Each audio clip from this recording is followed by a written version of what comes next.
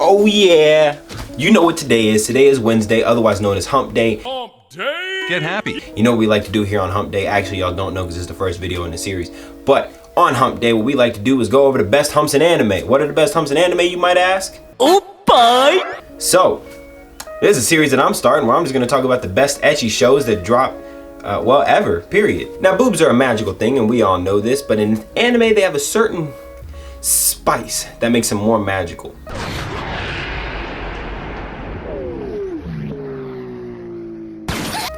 Yeah, kind of like that. They just move around on their own, like they just have their own mind. And that's great, because you can't get that in any other show. So the point of this series is that we're just basically going to go over the best fun bag anime that exists on the internet, and we're going to bring it to you right here so you can see it too. Now for this week, we're going to be talking about one of my absolute favorite anime, which I actually mentioned in my last video, but it is School DxD. Now this is one of the most popular anime that has ever existed. It dropped in 2012, so it's got a little bit of age on it, and everybody and their mother has done a breakdown of this show, but I haven't, and it's one of my absolute favorites. I love it to death. I've loved it since it dropped in 2012, and so we're gonna go ahead and talk about it. Now, the more that this series goes on, obviously I'm gonna choose more obscure, out of the way, unknown anime as I can, so that way this channel kind of beefs you guys up on your anime watching as well as keeps me honest on mine. But right now, I don't have many subscribers, so wave riding is the way for me. Now, me and School DxD have shared a lot of special moments together. And tissues.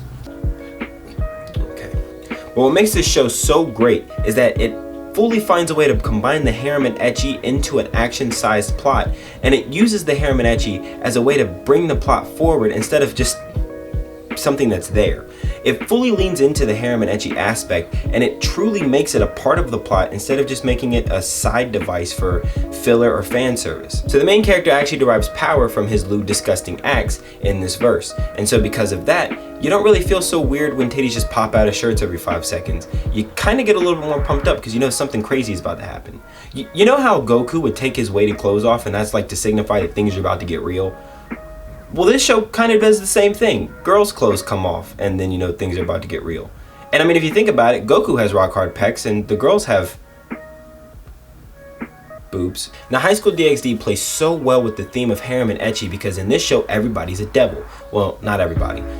All the main characters are devils. They all get reincarnated as devils once they die, or they just decide to sign themselves over to it. And it's great because devils don't really have any morals, so they're okay with having a little 12-way, and they're okay with releasing all of their constraints to just do whatever they want. And in this world, God is dead, and so everybody is just looking for a place to basically feel loved, and they're looking for somewhere where they feel connected and they feel together. And because of Issei's kind-hearted and protective nature, he makes all these women feel comfortable and they want to be with him. It's not like they feel sorry for him or he uses some kind of magic or he's some kind of wizard that makes him feel love. He legitimately is just a nice guy who helps them and protects them and makes them fall for him. And it's cool because he wants it, they want it, so you don't feel like a creepy pedophile weirdo for watching this show. Another great thing is that because they're all devils, they're not really the same age. I mean, they obviously look like 16-year-old girls, but because they're devils, they're like 716, so you're just kind of like, oh, well, whatever. It's fine, nothing weird about this. And if you die, then your age kind of stops. They say most devils live forever, so I guess there's not really an age thing, so lowly is okay. It's never okay, but Japan's just gonna keep trying to find a way to justify it, you guys, so you're just gonna have to get over it. Oh my god! This show is a lot different from a lot of other harem and ecchi shows because the main character isn't a complete waste of space. Issei is actually like pretty dope. So he actively goes after this harem and the ecchi, and he goes after girls. He tries to get girls.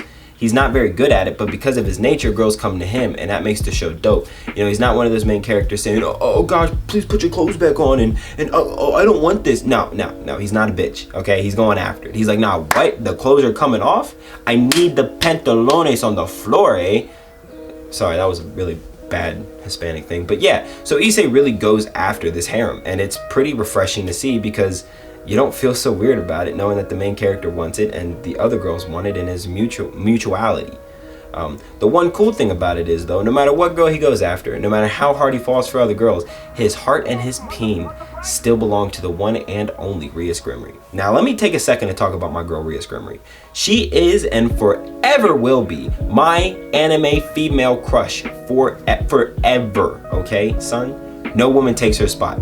The way that she just relentlessly goes after Issei, and she's so sexily flirtatious in the first season, is like mind-blowing. Like it's almost like they wrote her character way too perfect. She's curvaceous, she's sexy and flirty, she's powerful, and she has this air of nobility around her, yet she's still down to earth. Like she has this power to her, yet she's still weak enough to need to be protected, but she's strong enough to beat everybody in her path. I don't know how they did it, but they somehow wrote the perfect girl, and they kind of screwed her up in season 3 and season 4. And honestly, the dub and the sub don't really get along, because in the sub their plot is based around off of how Issei talks to her, whereas in the dub he never talked to her that way, so the plot kind of got a little wicky-wacky.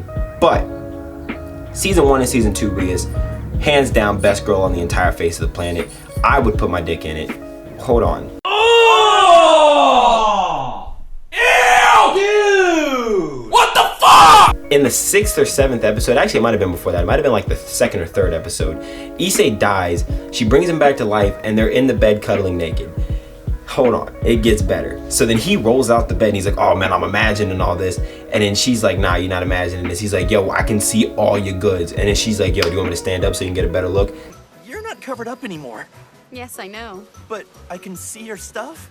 Want me to stand up so you can get a better view? That is not a lie. That's in the sub and the dub. And then she stands up, puts her clothes on, and she's like just looking at him the whole time. And I was like, oh, what? But all you needed was a little magic touch to bring you back. And I need you. Would you do this for me? What, son? That's some baller ass shit. I need a girl that's gonna do that to me. It's never gonna happen. That doesn't work in real life. But that is some crazy that's like season or episode 2. That's in like the first 2 episodes that she does this. So she like just displays this like power in the show.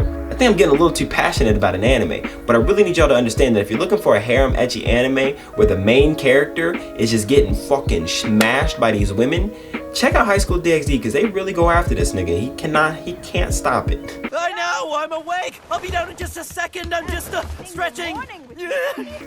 She makes my loins tingle. All in all, High School DxD is a show for you if you're trying to find a show with harem and ecchi and action and plot.